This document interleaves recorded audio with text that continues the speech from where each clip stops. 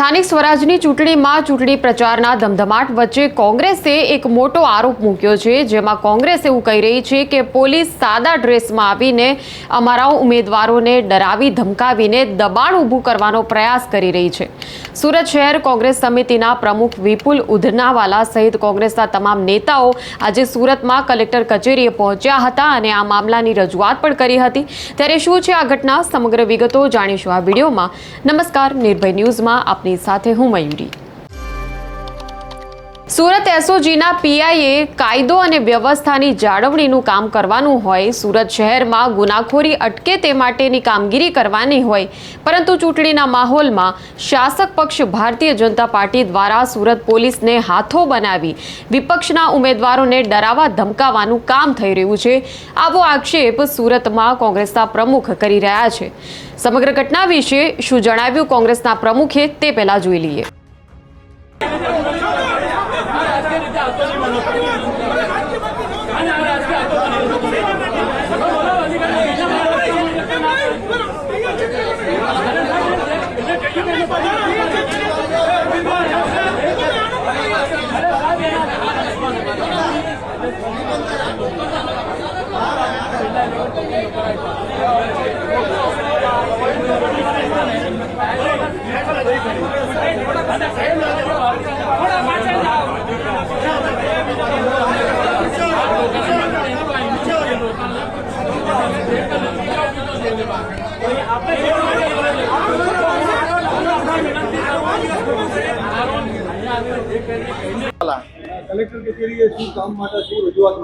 आज અમે અહીંયા મુખ્ય ચૂંટણી કમિશનર યાની કલેક્ટર સાહેબને મળવા આવ્યા હતા કે જ્યારે આચારસંહિતાનું પાલ લાગુ પડી ગયું હોય અને ચૂંટણી શરૂ થઈ ગઈ હોય ત્યારે તમામ કર્મચારી અને તમામ અધિકારીઓએ જે રીતે ચૂંટણીનું આચારસંહિતાનું પાલન કરવાનું હોય છે, તો આ એસઓજીના પીઆઈ, એસઓજીના સ્ટાફ મુખ્ય કેમ્પસની અંદર તેઓ અહીંયા શું કરતા હતા, અહીંયા શું ચાલતું હતું, એમને અહીંયા કોણે બોલાવવામાં આવ્યા અને તેઓ ભારતીય જનતા પાર્ટીના નેતાઓ સાથે હાથમાં હાથ મિલાવી અને હથિયાર અને દંડા સાથે શું કરવા માંગતા હતા તેની અમે એની તપાસની માંગણી કરીએ છીએ।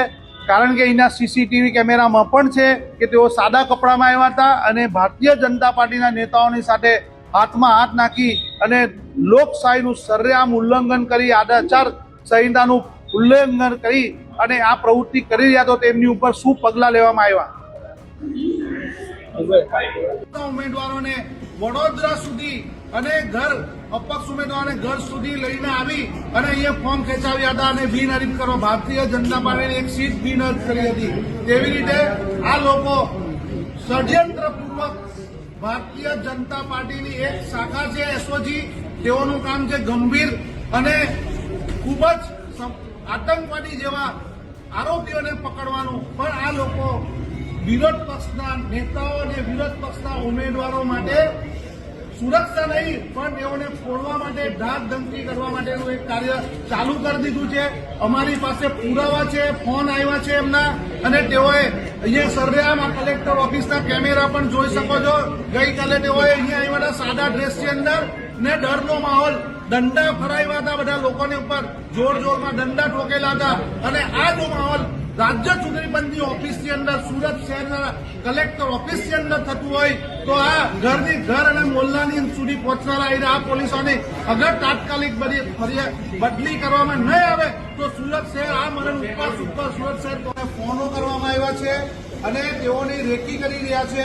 ગઈકાલે પણ તેઓએ એસઓજીના પીઆઈ અને મુખ્ય અધિકારી સોનારા સાહેબ અને નકુમ સાહેબને એના તમામ કર્મચારીઓએ રાજ્ય ચૂંટણી પંચના નિયમનું ઉલ્લંઘન કર્યું છે। તેઓ સાદા ડ્રેસની અંદર ઉમેદવારો સાથે વાતો કરી છે, ઉમેદવારોને ઇનડાયરેક્ટ ડાયરેક્ટ ધમકીઓ આપી છે અને તેઓ ડરનો માહોલ એ ઉભો કરે છે અને ભાજપના ભારતીય જનતા પાર્ટી શાસક પક્ષના નેતાઓ સાથે રહી અને એઓનું ફોર્મ પણ ભરાવ્યું છે અને એઓની સાથે પણ આવ્યા છે અને કેટલાક અપક્ષોને પણ ઘરેથી ઉચકીને ફોર્મો ભરાવા આવ્યા છે।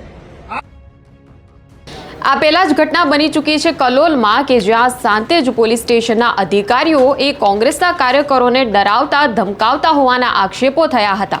તમને એ પણ યાદ હશે કે જ્યારે લોકસભાની ચૂંટણી યોજાઈ રહી હતી ત્યારે સુરતમાં કોંગ્રેસના ઉમેદવાર નિલેશ કુંભાણીએ ઉમેદવારી નોંધાવ્યા બાદ પોતાનું ફોર્મ પરત ખેંચી લીધું હતું. જો કે આ ફોર્મ તેમણે પોતે ખેંચ્યું નહોતું પણ તેમને ખેંચાવડાવવામાં આવ્યું હતું તેવો તે સમયે કોંગ્રેસે આક્ષેપ કર્યો હતો.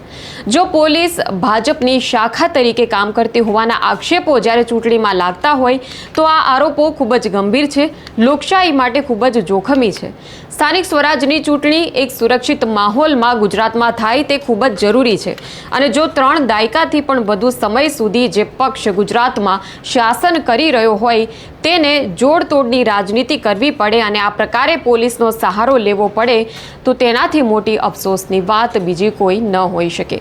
ત્યારે આ વિષય પર તમારું શું માનવું છે ચોક્કસપણે કમેન્ટ સેક્શનમાં અમને જણાવશો અને આવા પ્રકારના વિડીયો માટે જોતા રહો નિર્ભય ન્યૂઝ. અમારી ચેનલને લાઇક, શેર અને સબસ્ક્રાઇબ કરવાનું ભૂલશો નહીં. નમસ્કાર.